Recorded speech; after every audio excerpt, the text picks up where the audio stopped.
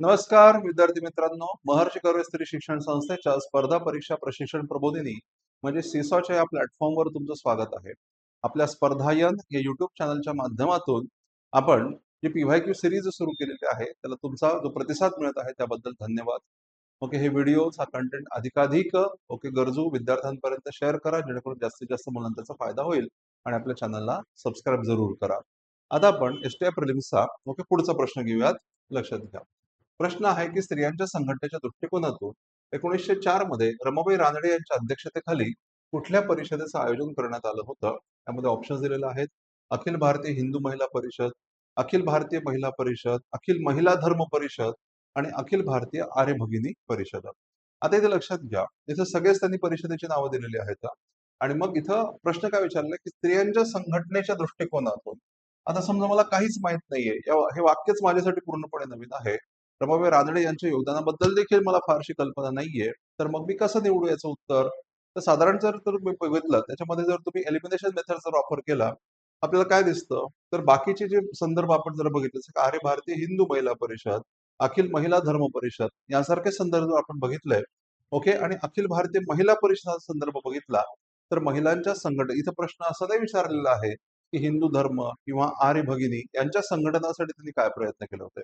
त्यांनी काय विचारलं? स्त्रियांचं संघटन. म्हणजे या ठिकाणी कदाचित असं असेल की धार्मिक गटाचा त्या ठिकाणी संदर्भ नसल्यामुळं आपण गेस करू शकतो. जर तुम्हाला काहीच माहित नाही, उत्तर लिहायचंच आहे तुम्हाला, तर त्या केसमध्ये तुम्ही अशा प्रकारे एलिमिनेशन मेथड वापरू शकता.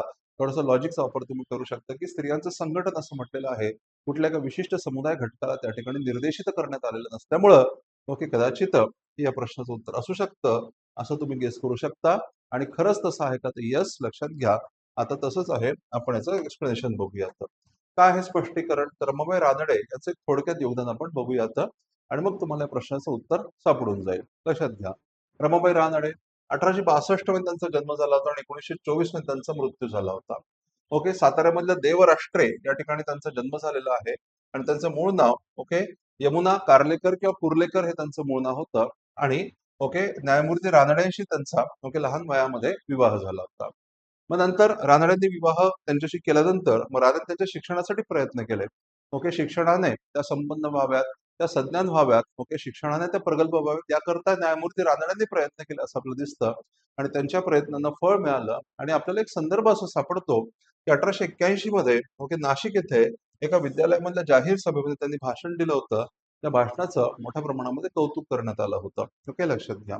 आणि मग आपल्याला माहिती की याच काळामध्ये पंडिता रमाबाई, तर रमाबाई रानडे असं झालेलं आहे, तर पंडिता रमाबाई असायला हवं. तर पंडिता रमाबाई यांनी जी काही शारदा सदन नावाची जी संस्था उभी केली त्याच्याशी देखील त्यांनी सहकार्य केलं होतं. लक्षात घ्या. 1894 मध्ये स्त्रियांच्या समस्येला वाचा फोडण्यासाठी आणि व्यासपीठ उभं करण्यासाठी त्यांनी हिंदू लेडीज सोशल क्लब नावाची संस्था मुंबईमध्ये स्थापन केली होती. हा सुद्धा एक वेगळा पीवायक्यू. लक्षात घ्या, हिंदू लेडीज सोशल क्लब कोणी स्थापन केला होता?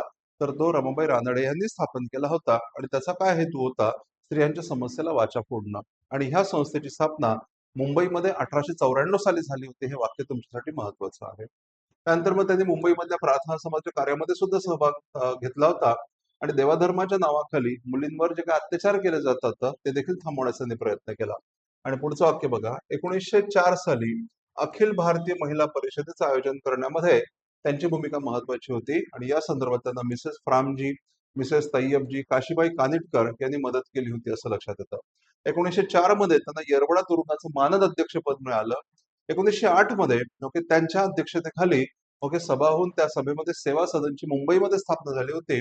हे वाक्य लक्षात ठेवा. 1912 मध्ये गुजरात आणि काठियावाड येथील दुष्काळ पीडितांना त्यांनी मदत केलेली होती.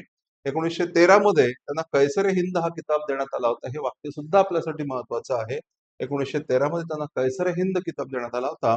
आणि त्यांनी या सेवा सदन मार्फत मुलींना सक्तीचं आणि मोफत शिक्षण मिळावं याकरता चळवळ केली होती. आणि त्याकरता पालिकेवर मोर्चा सुद्धा काढला होता. हे लक्षात घ्या. आणि त्यांचं आत्मचरित्र अत्यंत प्रसिद्ध आहे, आमच्या आयुष्यातील काही आठवणी. म्हणून लक्षात घ्या, या ठिकाणी मी तुम्हाला केवळ अखिल भारतीय महिला परिषदेबद्दलचीच माहिती नाही, तर मग माय मिस्टेक, रमाबाई रानडे यांच्या जीवनामधल्या इतर महत्वाच्या बाबींची देखील माहिती या ठिकाणी दिलेली आहे. तर ही माहिती तुम्हाला कशी वाटली? तुमच्या एक्झामच्या तयारीमध्ये याचा तुम्हाला कसा उपयोग होतोय? त्याच्याबद्दल निश्चितच तुम्ही कॉमेंट बॉक्समध्ये मला कळवून पाठवा. Thank you very much.